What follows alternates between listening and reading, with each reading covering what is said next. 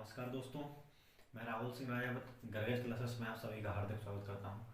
दोस्तों, आज से हम एमटीएस मैथ 2020 का क्वेश्चन को स्टार्ट कर रहे हैं।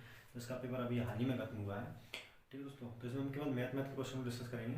तो आइए शुरुआत करते हैं। क्वेश्चन पहला क्वेश्चन दिया गया है कि 3240 रुपये की राशि पर 2 वर्ष के बाद वार्षिक रूप से चक्रवृद्धि ब्याज 370 रुपये है।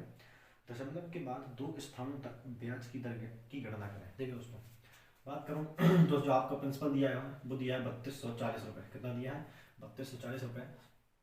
और आपका जो ब्याज दिया हुआ है, जो ब्याज है वो दिया है 370 रुपये। ठीक।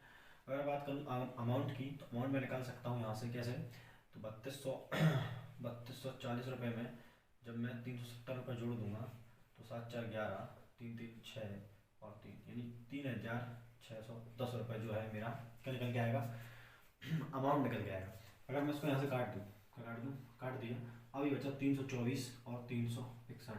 देखो दोस्तों, जब हमें इस प्रकार क्वेश्चन में दर निकालनी होती है तो जो समय दिया होता है हमें उतने का ही रूट कर देना होता है। तो यहाँ पर हमको 2 वर्ष का दिया है तो यहाँ पर हम करेंगे स्क्वायर रूट। अगर 3 वर्ष का दिया होता तो क्या करते? तो करते हैं क्यूब रूट।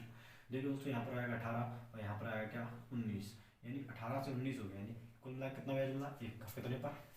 18 पर। तो 100 पे कितना?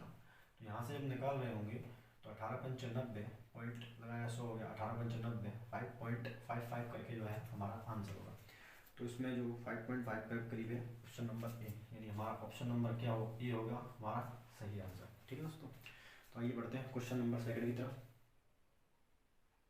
तो क्वेश्चन नंबर दिया है कि 10 संख्याओं का औसत ए है। दिया है क्वेश्चन कि 10 संख्याओं का औसत कितना है? ए है। बोला है कि यदि 10वीं संख्या को छोड़कर प्रत्येक संख्या से सी घटाया जाता है और 10वीं संख्या से C-1 घटाया जाता है तो नया औसत ज्ञात करें। देखिए दोस्तों, मैं बात करूं तो 10 संख्याओं को जो औसत दिया है वो कितना दिया है? ए दिया है। अगर मैं बात करूं उनके योग की, कितकी योग की, तो उनका योग हो जाएगा 10। हाँ, तो उसमें मिला है कि 9 संख्याओं में से सी घटाया जाता है। 10 संख्याओं में 9 संख्या, तो कुल मिला के मैंने सी सी सी करके ऐसे 9 बार सी घटाया होगा तो मैं इसको 9 से कर सकता हूँ। ठीक। उसमें बोला अभी बचा 9 से घटाने के बाद मेरे पास इतना बचा हुआ है। ठीक। अब उसमें बोला जो 10वीं संख्या है उस 10वीं संख्या में से मैं C-1 घटा देता हूँ। कितना घटा देता हूँ? C-1। तो देखिए यहाँ पर आएगा 10A minus 9C minus C plus 1। ठीक। यहाँ पर होगा 10A C और C माइनस का 10C और प्लस का 1। देखिए दोस्तों, तो इस प्रकार का जो है कोई भी आंसर हमारे इसमें नहीं है। तो क्या करेंगे, यहाँ पर 10 से डिवाइड देंगे। क्या करेंगे? 10 से डिवाइड। तो यहाँ पर आएगा A माइनस C प्लस का 0.1। ये होगा क्या हमारा करेक्ट आंसर, यानी option number C. Option number C. ठीक दोस्तों, अब बढ़ते हैं अगले क्वेश्चन की तरफ।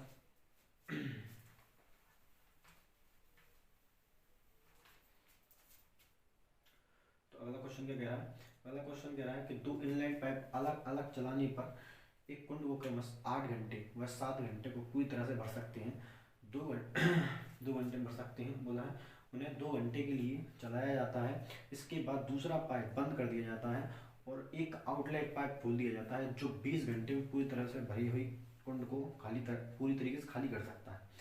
आउटलेट पाइप को खोलने के तत्काल बाद से कुंड को पूरा भरने में कुल कितना समय लगेगा? देखिए दोस्तों, फर्स्ट करो 3 पाइप है, ए बी और सी।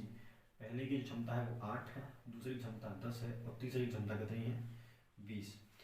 यानी पहला 8 घंटे में भरता है, दूसरा 20 घंटे दूसरा 10 घंटे में भरता है और तीसरा क्या करता है? तीसरा 20 घंटे में क्या कर देता है? खाली कर देता है। तो इन तीनों की क्षमता, इन तीनों का जब मैं एलसीएम लूँगा तो कितना आएगा? 40। और यहाँ से पहले की क्षमता निकालूंगा तो निकल के आएगी 5, दूसरी क्षमता निकालूंगा तो निकल के आएगी 4 और तीसरी क्षमता निकाल के आऊँगा तो निकलेगी 2।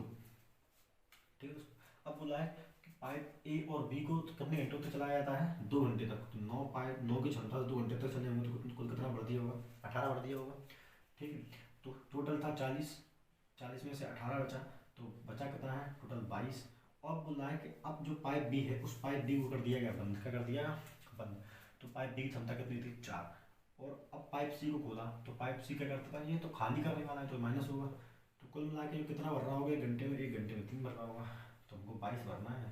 तो यहाँ से करेंगे 3 7 21, 1 सही 1/3। ये तो पूरे घंटे हैं, ये 1/3 मिनट है। तो इनको जब मैं पूरे मिनट बनाऊंगा तो यहाँ से करूँगा तो ये 20 बार जाएगा, कितना जाएगा 20 बार। तो ये घंटा था, यहाँ पर 1/3 घंटा।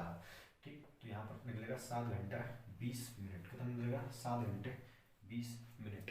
यानी ऑप्शन नंबर सी, यानी ऑप्शन नंबर सी क्या होगा आपका, बिल्कुल सही आंसर होगा। ठीक है दोस्तों, अब बढ़ते हैं क्वेश्चन नंबर 4 की तरफ।